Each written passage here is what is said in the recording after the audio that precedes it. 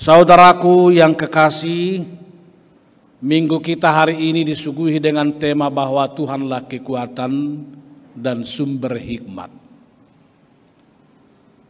Apakah kita pernah merasakan bahwa sungguh-sungguh kita tidak berdaya dalam hidup ini?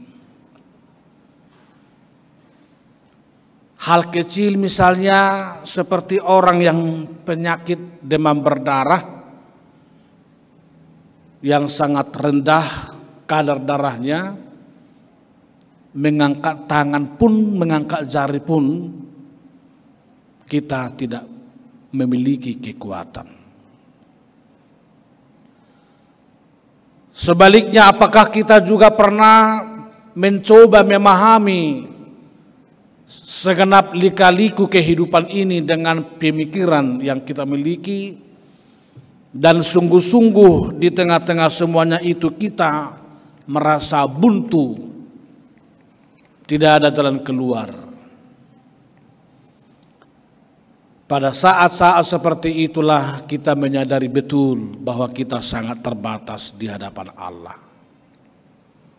Dan oleh karena itulah firman Tuhan hari ini mengingatkan sekaligus menyerukan bagi kita, ketika kita berdaya tidak berdaya apa-apa, ketika kita tidak memiliki hikmat apa-apa, tapi sesungguhnya Tuhan adalah kekuatan kita. Dan Tuhan adalah sumber hikmat bagi setiap orang yang percaya kepadanya. Hal itu satu contoh dalam Alkitab bisa kita simak melalui pengalaman real dari seorang hamba Tuhan bernama Ayub. Seorang yang tinggal di Uz. Dan kisah Ayub ini sebetulnya tidak asing lagi bagi telinga kita saat kita telah membaca kitab Ayub itu. Dalam seluruh kitab perjanjian lama, selain daripada nabi dan hamba imam dan lain-lain, salah satu orang yang paling saleh diberitakan dalam kitab perjanjian lama itulah namanya Ayub. Bukan sekedar saleh, moralnya sangat terjaga, perilakunya terjaga dengan baik. Tidak pernah diberitakan ada tipu, neko-neko dalam hatinya dan dalam tindakannya. Selain itu dia memiliki spiritualitas yang tinggi dan takut akan Tuhan. Dan kita tahu hidupnya sangat diberkati. Dia kaya raya, memiliki anak 10 dan memiliki banyak sahabat yang mengasihi dia dan mencintai dia. Luar biasa berkat yang diberikan oleh Tuhan kepada Ayub ini. Tetapi sungguh tragis, saudaraku yang kekasih, dalam sekejap mata semua yang ada pada dirinya itu hilang tanpa bekas. Hartanya juga habis, termasuk anak-anaknya semuanya mati. Dan dalam situasi seperti itu sebetulnya harapan biasanya dari seorang bapak ialah pertahanannya istrinya yang akan menopang dia.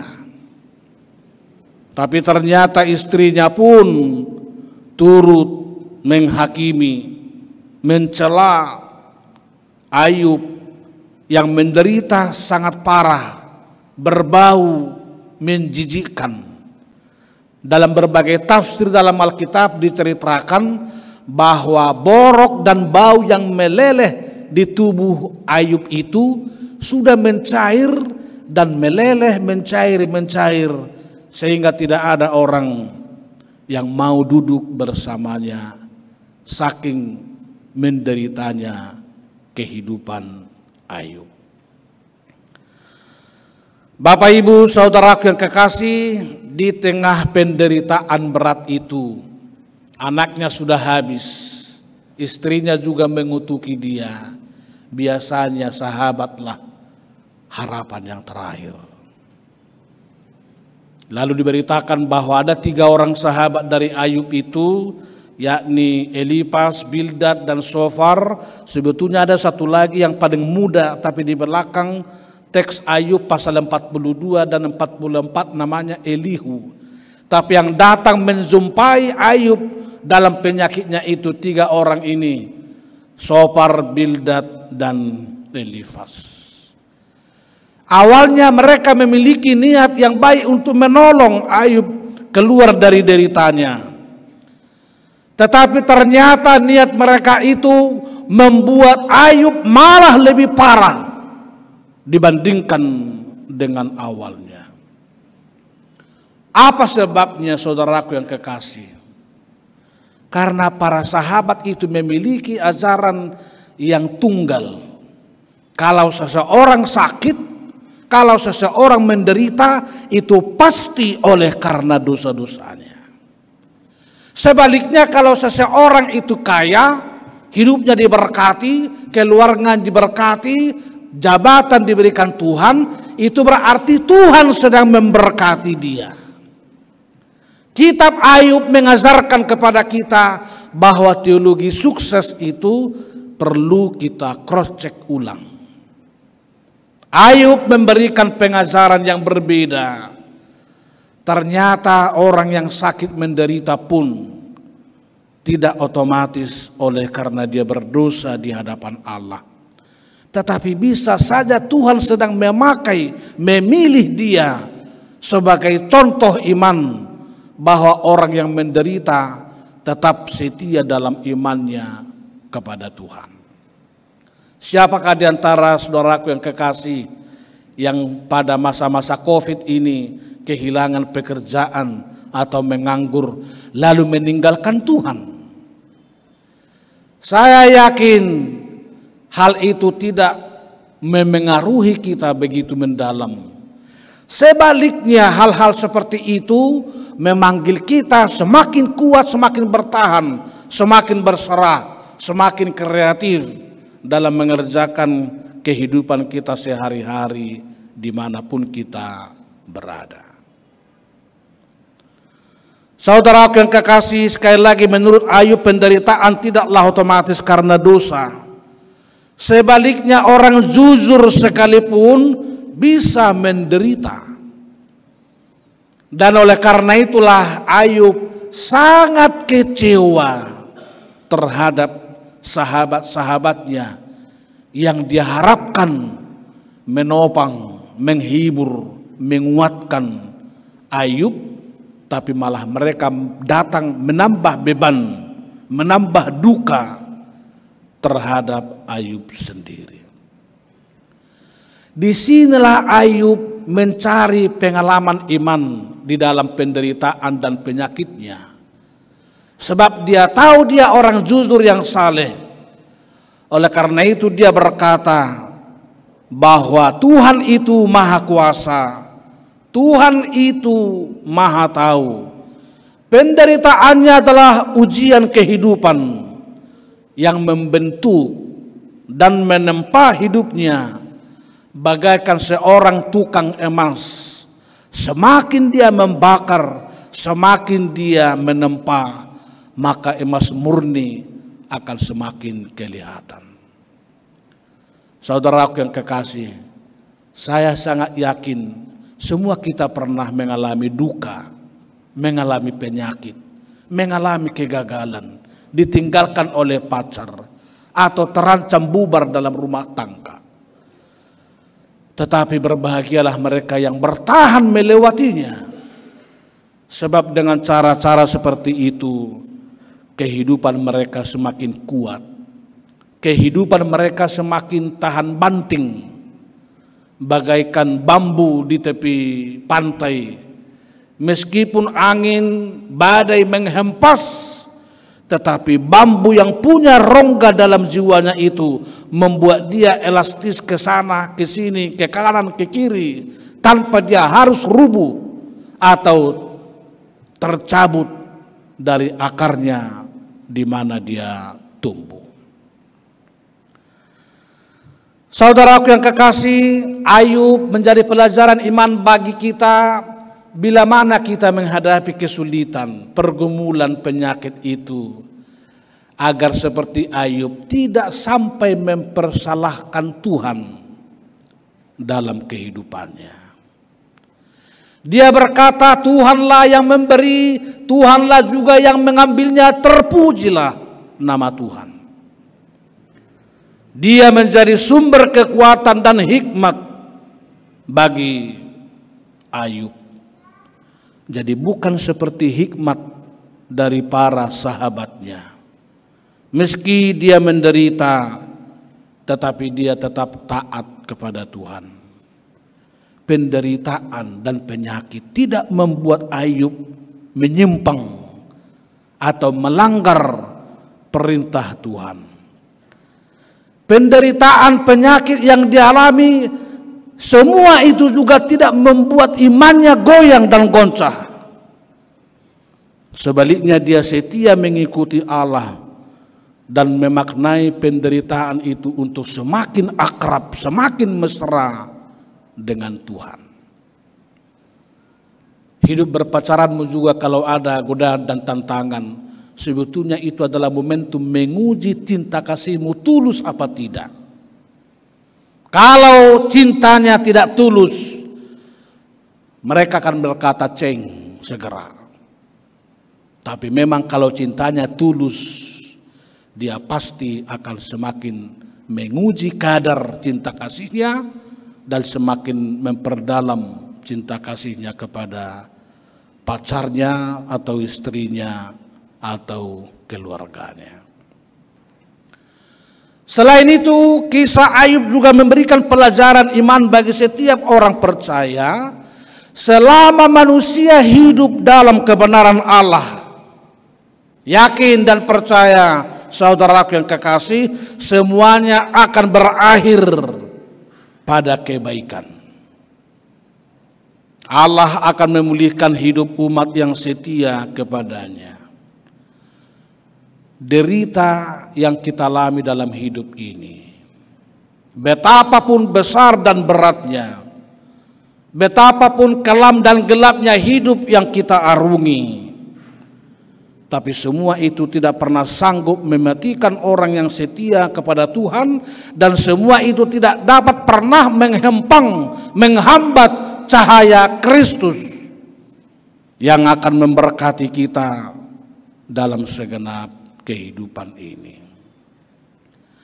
Oleh karena itulah teks yang kita baca sebetulnya tadi adalah pembelaan Ayub melawan kecongkakan rohani atau penghakiman dari para sahabat-sahabatnya. Simaklah seperti yang tertulis dalam ayat 13. Dia mengaku, pada Allah lah hikmat dan kekuatan. Dia mempunyai pengertian dan pertimbangan. Bukankah saudaraku yang kekasih, kita semua butuh hikmat dari Tuhan agar kita berhikmat menjalani kehidupan ini. Semua kita tahu, lihatlah Salomo ketika baru dia angkat menjadi seorang raja. Ketika Tuhan menawarkan apa yang dia minta, dia tidak sekedar minta kekuasaan atau power yang jauh lebih dibandingkan dengan kebijaksanaan hikmat. Lalu Salomo berkata, ya Tuhan, sekiranya Tuhan berkenan, berilah saya hikmat dari Engkau, agar saya cakap memimpin bangsa yang degil ini. Hikmat mengawali setiap pekerjaan pelayanan yang dia lakukan dalam kehidupannya. Dan kita tahu masa-masa jaya dari bangsa Israel juga termasuk pada masa-masa hidup dari Salomo. Saudaraku yang kekasih, tidak ada seorang pun dari kita yang sanggup mengukur dan memverifikasi hikmat dari Tuhan. Dalam sejarah HKBP misalnya, dalam tanggal 31 Maret 1861 dibaptiskan dua orang Batak, Simon Siregar, Jakobus Tampubulun. Hanya dua orang. Sekarang mudah-mudahan tidak salah database HKBP 6 juta orang. Siapakah yang bisa mengukur hikmat dari Tuhan dari dua orang hingga menjadi 6 juta sekarang? Semua itu bukan hikmat dari para pelayan, para misionar yang Tuhan utus, tetapi hikmat dari Tuhanlah sebetulnya yang telah menjadikannya sedemikian rupa. Siapakah di antara kita yang bisa mengukur 200 tahun lalu di mana kita berada? Jangan-jangan sampah atau mungkin kasel seperti itu. Apalagi pada saat penciptaan itu, di manakah kita berada pada waktu itu? Adakah yang bisa sanggup meneliti, mengukur, memverifikasi betapa dalamnya hikmat kekayaan firman Tuhan? Di tengah-tengah ketidakmampuan kita itulah Paulus juga dalam Roma 11 ayat 36 berkata, alangkah dalamnya kekayaan, hikmat dan pengetahuan Allah. Sungguh tak terselidiki keputusan-keputusannya, sungguh tak tersalami jalan-jalannya. Bapak Ibu Saudaraku yang kekasih, manakala kita mengalami derita dalam hidup ini, yakinlah semua itu adalah atas sepengetahuan Allah. Dan Tuhan adalah jawaban atas segala pergumulan yang kita hadapi. Dialah Allah yang kekal, Allah yang tidak pernah berubah, Allah yang berdaulat, kompas kehidupan kita. Oleh karena itu, saya menyampaikan 3 menjadi perenungan bagi kita pada saat ini, sesuai dengan khotbah berdasarkan Ayub ini. Pertama, bila mana kita mengalami derita, pergumulan yang berat, merasa tidak memiliki kekuatan apa-apa, dan merasa bodoh dalam memaknai kehidupan ini. Pertama, Tuhan memanggil kita, andalkanlah senantiasa hikmat dan kekuatan Tuhan. Janganlah engkau bersandar kepada pengertianmu sendiri, kata Amsal pasal 3 ayat 5 dan 6. Sehingga kita mengerti bahwa Tuhan itu sebetulnya sungguh-sungguh ada di tengah-tengah kehidupan ini. Ini satu cerita kecil seorang anak bermain-main di anjungan kapal yang sedang diterpa badai. Tetapi seluruh penumpang kapal itu sudah histeris bahwa mereka akan mati dan tenggelam. Tapi mereka melihat ada seorang anak asik bermain-main terus, seolah-olah dia tidak ada takut sedikit pun bahwa badai sedang mengancam, menerpa, bahkan mematikan mereka. Lalu penumpang yang lain bertanya kepada dia, "Hai anak, kenapa kamu masih terus bermain-main? Kita sungguh-sungguh sudah terancam, nyawa kita sedang terancam. Sebentar mungkin kita akan jatuh, tenggelam, dan mati di tengah laut ini." Lalu anak itu menjawab, "Saya tidak ada takut. Sebab saya tahu nahkoda kapal ini, saya mengenalnya. Dia pasti tahu untuk membawa kapal ini selamat mengarungi badai." Lalu penumpang itu bertanya, "Siapakah rupanya nahkoda yang kau maksud?" "Nahkoda itu adalah ayah saya sendiri yang menukangi kapal ini sedemikian rupa dan juga merancang agar dia sanggup melawan badai sehebat apapun badai yang menerpa kehidupan kita. Nahkoda itu sesungguhnya saudaraku bagi kita sekarang adalah Tuhan Yesus sendiri. Nahkoda iman kita mengarungi berbagai pergumulan kehidupan yang kita alami.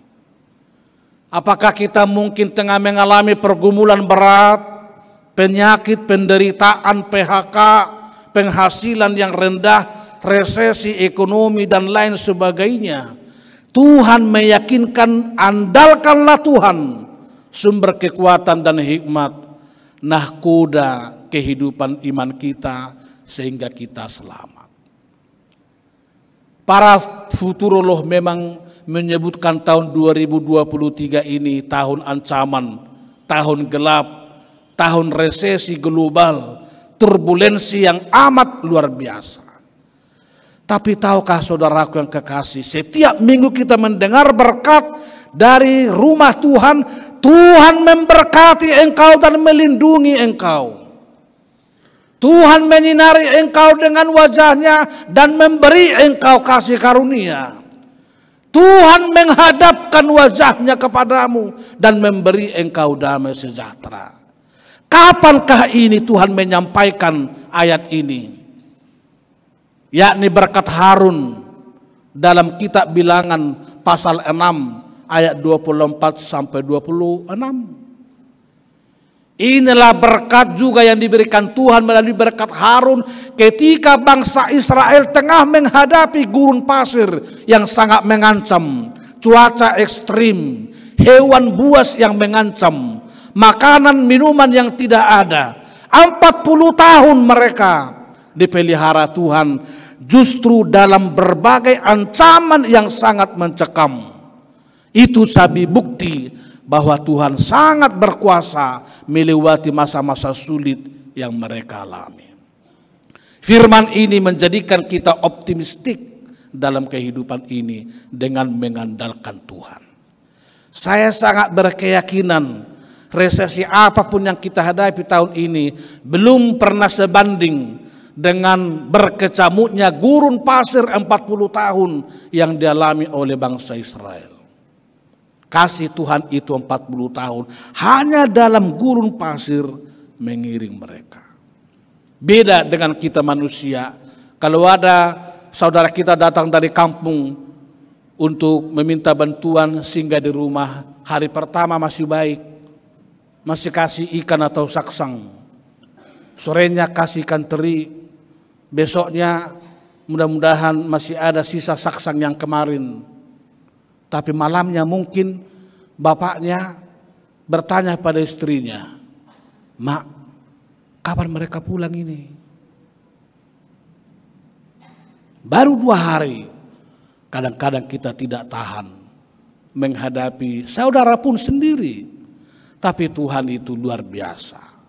Di tengah-tengah gurun pasir yang amat mengancam itu, disitulah konteks berkat itu. Itu sebabnya kalau setiap minggu kita diberoleh berkat dari Tuhan, itu meyakinkan kita sehebat apapun gurun kehidupanmu, ancaman hewan buas yang menerkammu di zaman digital ini, Tuhan ada, Tuhan hadir, memberkati, menyinari, menghadapkan wajahnya kepada kita, sehingga kita hidup dengan selamat bersama-sama dengan Tuhan. Yang kedua, Tuhan menyerukan kita lewat firman ini, jadilah sahabat yang menaruh kasih kepada sesama. Memang di tengah-tengah resesi ini, entah ancaman apapun itu, Tuhan sedang meminta kita jadi sahabat yang baik bagi sesama. Bukan seperti sahabat Ayub itu, mereka memang datang tapi untuk melemahkan semangatnya. Mereka memang datang tapi bukan untuk menghibur, tapi untuk mencela. Mereka memang datang sebagai sahabat tetapi bukan untuk memberi topangan. tapi malah untuk mengurangi semangatnya, membuat dia down di tengah-tengah kehidupannya. Firman Tuhan mengajak kita Bapak Ibu Saudaraku menjadi sahabat yang baik bagi sesama. Tidak menghakimi, tidak membuat tuduhan sesat kepada sesama, tetapi menyembuhkan sesama kita lewat hati, lewat doa, lewat kata-kata penghiburan. Inilah sahabat sebagai wounded healer, the wounded healer, penyembuh luka bagi setiap orang yang datang kepada kita. Amsal pasal 17 ayat 17 berkata, seorang sahabat menaruh kasih setiap waktu dan menjadi seorang saudara dalam kesukaran. Tetapi sebaliknya seorang sahabat tidak harus mentolerir bila mana ada kesalahan dari sahabat kita. Sahabat yang baik juga tentu menegur sahabatnya bila salah. Tetapi teguran itu tidak menjadikannya sebagai musuh terhadap sahabatnya.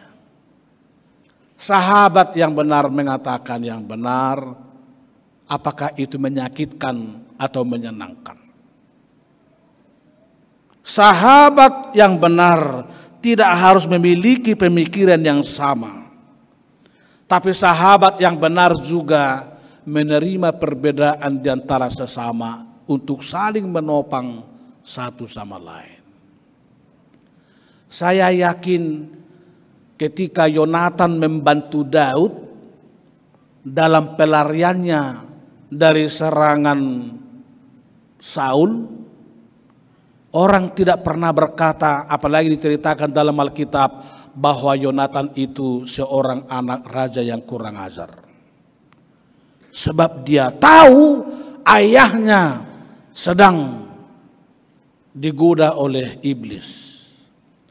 Dan oleh karena itulah persahabatannya tidak dinodai oleh Yonatan, malah Yonatan membantu agar Daud boleh keluar dari masa-masa sulit yang dialaminya berhadapan dengan ayahnya Saul. Itu luar biasanya bersahabat.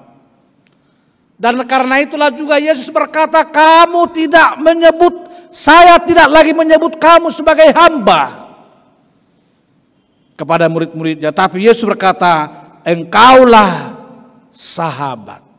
Aku menyebut kamu menjadi sahabat. Ada Yesus sahabat yang sangat baik bagi kita, yang mengetahui apapun yang kita pergumulkan. Ketiga sekaligus yang terakhir, walau menderita saudaraku yang kekasih, tetaplah rawat imanmu. Jangan sampai penderitaan itu menggoncangkan imanmu, apalagi meninggalkan Tuhan dalam kehidupan. Lihatlah Ayub yang tidak pernah ingkar kepada Tuhan meskipun dia menderita dan sakit. Kebenarannya, imannya, Tuhan perbaharui di akhir kehidupannya. Tuhan berkuasa mengubah, membaharui, memulihkan kehidupannya. Bila kita lihat misalnya dalam ayat 40, pasal 42, segenap yang Ayub miliki sebelumnya, Tuhan pulihkan sebanyak berapa kali lipat? 2 kali lipat.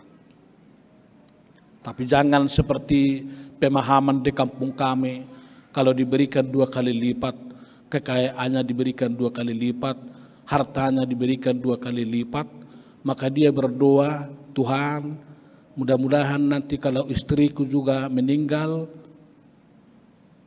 Tuhan berikan juga 2 kali lipat. Kalau ada yang begitu, bertobatlah. Yang Tuhan berikan itu, yang Tuhan pulihkan 2 kali lipat. Seburuk apapun hidupmu, tetaplah berpengharapan. Jangan sampai putus asa. Tetaplah meneladani Ayub ini. Dia saleh dan setia, berserah kepada Tuhan, mengandalkan hikmat dan kekuatan Tuhan. Maka kalau Ayub dibentuk oleh Tuhan yang sudah nyaris mati, penyakit yang luar biasa, segenap harta dan anaknya habis, tapi dia rela dibentuk oleh Tuhan, lalu hidupnya dipulihkan. Apapun yang hilang dari dirimu sekarang, apakah itu jabatan, apakah itu harta, apakah itu pekerjaan dan lain-lain, Ayub ini menyerukan kita agar tetap setia. Kita akan dibentuk oleh Tuhan lebih daripada yang kita terima. Seperti seorang gadis dari kampung-kampung yang tidak pernah pakai lotion, yang tidak pernah mungkin disisir rambutnya dengan baik. Seperti saya orang kampung, kalau dahulu ke Medan keringatannya keluar semua abu-abu, kotoran, debu, lengket di semua wajah ini. Tapi kalau seorang tukang apa namanya ini, tukang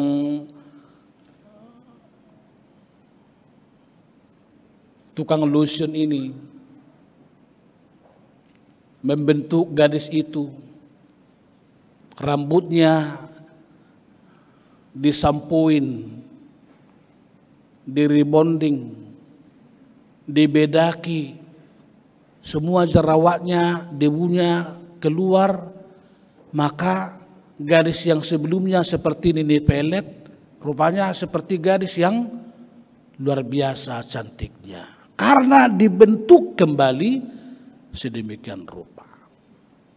Hidup kita kalau dibentuk oleh Tuhan, lebih daripada gadis yang sangat kotor itu, gadis kampung itu sangat indah, sangat cantik, sangat orisinal, sangat menarik hati setiap orang yang melihatnya. Apalagi kalau Tuhan melalui rohnya yang membentuk kita, maka hidup kita juga pasti akan diberkati. Tetaplah optimis Bapak Ibu Saudara yang kekasih, mengarungi kehidupan ini Tuhan akan memulihkan, membaharui berkat-Nya yang berlimpah dalam hidup kita, dimanapun kita berada, dimanapun kita bekerja. Amin.